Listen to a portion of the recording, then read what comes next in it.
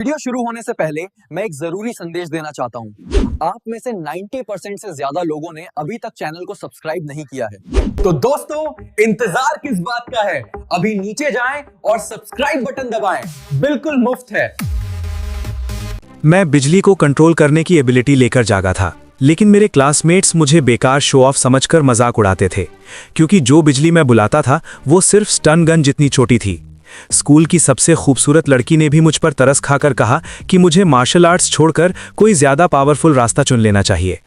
लेकिन उन्हें क्या पता था कि मेरे पास एक सिस्टम है जो मेरी एबिलिटीज को इन्फिनाइटली इवॉल्व कर सकता है और सीधा मेरी लेवल 1 वीक इलेक्ट्रिसिटी को S rank purple heaven divine might में ट्रांसफॉर्म कर सकता है।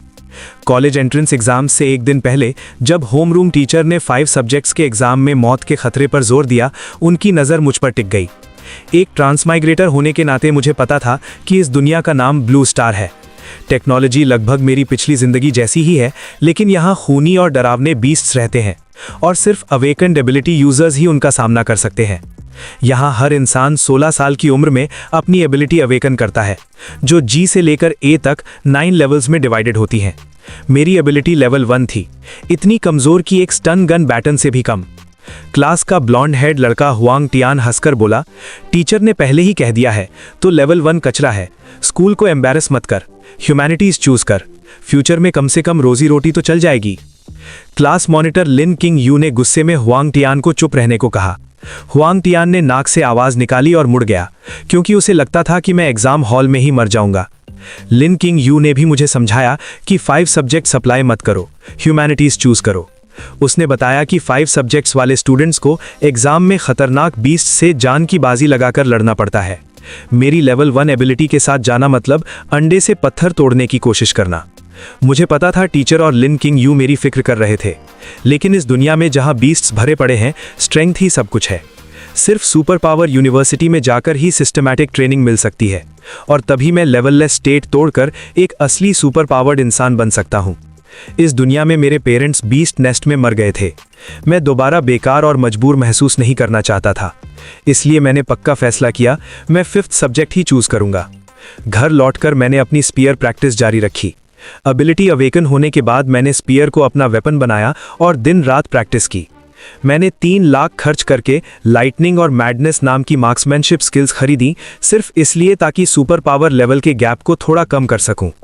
हर साल डी लेवल से नीचे के स्टूडेंट्स का मोर्टेलिटी रेट एग्जाम में बढ़ रहा है, लेकिन मैं जान लगा दूंगा। तभी अचानक मेरे सामने एक ब्लू वर्चुअल पैनल पॉपअप हो गया। सिस्टम सक्सेसफुली एक्टिवेट हो चुका था। Claim your newbie gift pack. मेरा दिल खुशी से भर गया। क्या यही ट्रांसमाइग्रेटर का गोल्डन फिंगर है? जब मैंने देखा कि न्यूबी गिफ्ट में एक एस लेवल एबिलिटी और 200 एबिलिटी पॉइंट्स हैं, तो मेरी खुशी का ठिकाना नहीं रहा।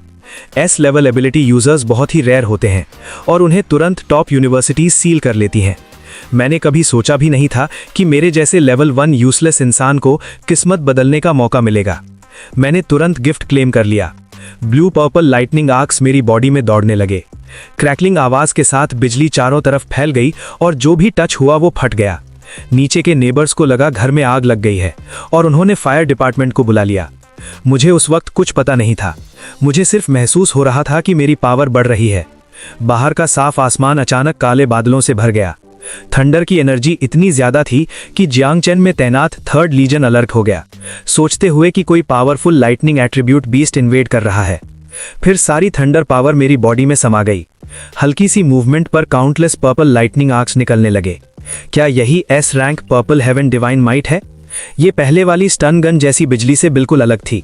एक स्ट्राइक से किसी को सील कर सकती थी, लेकिन कमोशन ज्यादा हो गया था। शायद मुझे गिफ्ट बाहर क्लेम करना चाहिए था।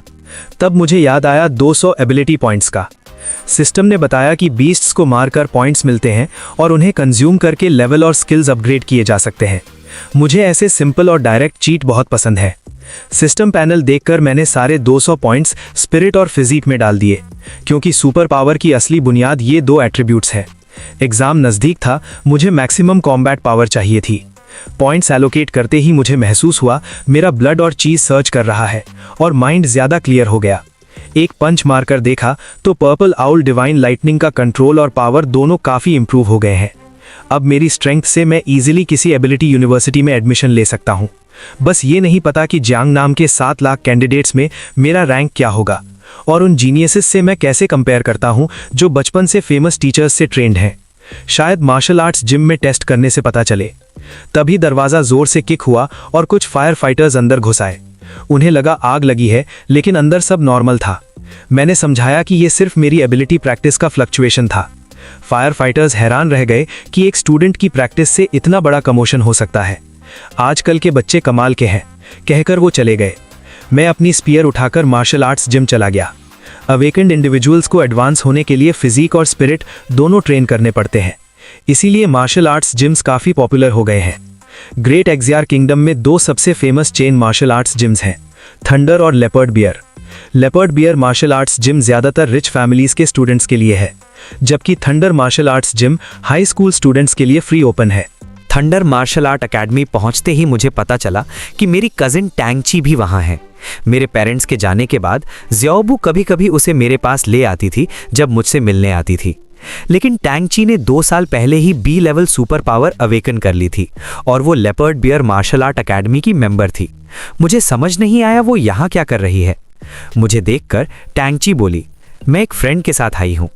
मैं समझ गया, मुझे ट्रेनिंग रूम जाना है, तुम लोग बिजी हो, मैं चलता हूँ, मैंने कहा।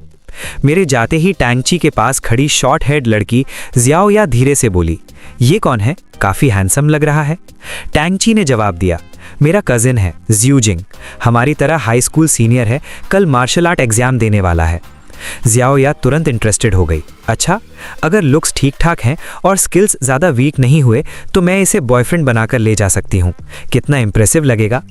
टैंगची ने हेल्पलेस होकर सिर हिला दिया, तुम डिसअपॉइंटेड हो जाओगी, इसने सिर्फ लेवल 1 सुपर पावर अवेकन की है। साइड में खड़ा एक लड़का हंस पड़ा, लेवल 1 सुपर पावर और मार्शल आर्ट एग्जाम देने की हिम्मत, वाह कमाल का करेज है। टैंगची ने थोड़ी उदासी से कहा, मैं क्या कर सकती हूँ, मार्शल आर्ट एग्जाम बहुत डेंजरस होता है, मैं नहीं चाहती वो पार्टिसिपेट करे। ज़ियाओया ने उसका मूड देखकर टॉपिक चेंज कर दिया, चलो ये सब छोड़ो, हम यहाँ थंडर मार्शल आर्ट एकेडमी देखने आए हैं ना।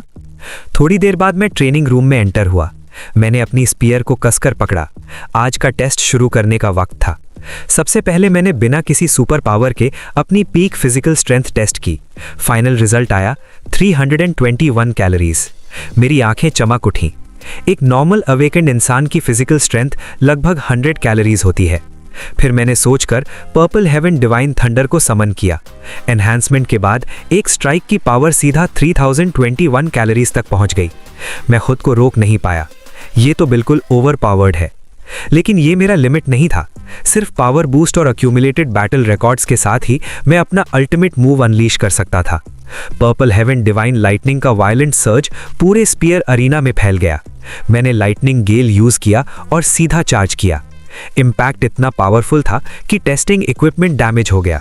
पूरा मार्शल आर्ट हॉल 2-2.5 सेकंड तक हिलता रहा, फिर जाकर स्टेबल हुआ। बाहर खड़े स्टूडेंट्स शॉक हो गए। इतना पावरफुल फ्लक्चुएशन, ये तो किसी एबिलिटी यूजर का लेवल लग रहा है। क्या वायलेंट मार्शल आर्ट स्कूल का कोई फ्रीक यहाँ ट्रेन करने आया है, या फिर कोई नया हाई स्कूल जीनियस अपीयर हो गया? उन्होंने एनर्जी फ्लक्चुएशन फॉलो की और मुझे ट्रेनिंग रूम से निकलते हुए देख लिया।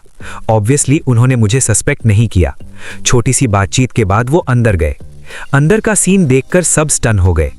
ट्रेनिंग रूम पूरी तरह से डिस्ट्रॉयड था। मेमोरी मेटल कोर तक टूट चुका था। ज़ियाओया डिसबिलीफ में देख रही थी। ये अटैक कितना पावरफुल होगा? क्या जियांगसेंग में इतना स्ट्रॉन्ग हाई स्कूल स्टूडेंट है? लांजी ने सिर हिलाकर कहा, इम्पॉसिबल। ये किसी हाई स्कूल स्टूडेंट का काम नहीं लगता। रिमेनिंग एनर्जी देखकर लगता है कोई सेकंड टियर एबिलिटी यूजर गलती से यहाँ टेस्ट कर गया। ज़ियाओया को अचानक याद आया, थोड़ी देर पहले सिर्फ ज़ियूजिंग ही यहाँ एंटर हुआ था, कहीं वो तो नहीं? सब हंस पड़े।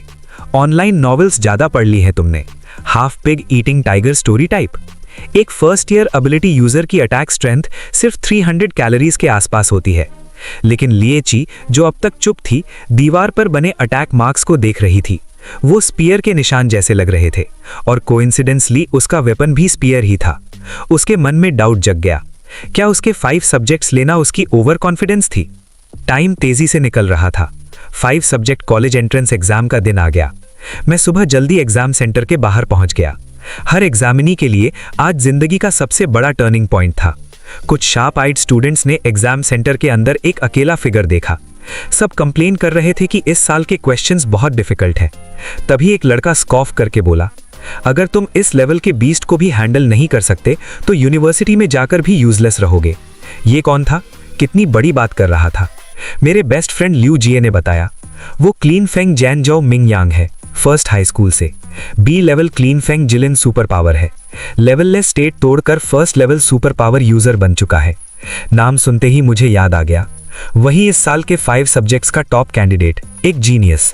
एग्जाम स्टार्ट होने से पहले वांग हाइतांग जो ओवरऑल कमांडर थी, उन्होंने इंपॉर्टेंट पॉइंट्स रिपीट किए।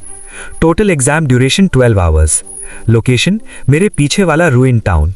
एग्जाम सेंटर 4 जोन्स में डिवाइडेड था, outer ring, middle ring, inner ring और कोर एरिया। अलग अलग बीस्ट्स को डिफीट करने पर अलग अलग स्कोर्स।